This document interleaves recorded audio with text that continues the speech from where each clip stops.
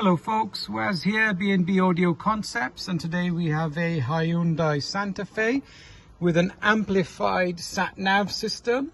It's dated because the car's 2015. Customer wanted a modern, up-to-date unit. Generally, we looked at this.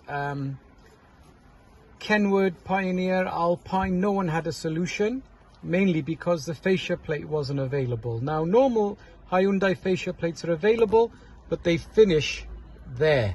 And we had an odd one that went to there.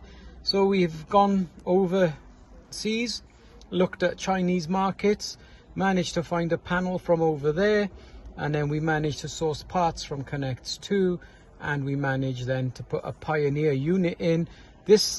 We only managed this because it's only just come out, and it's the new 9-inch Apple CarPlay Android Auto unit, and we were able to fit this. So this is probably one of the first in the UK Santa Fe with amplifier, reverse camera and factory sat nav. The basic versions can be done, so they are available. So when I flick this to reverse, I've got reverse.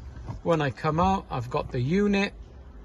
I've got my normal stuff here working, and if I come out and exit and then I go to say radio, I've got the steering wheels working, which was a palaver as well.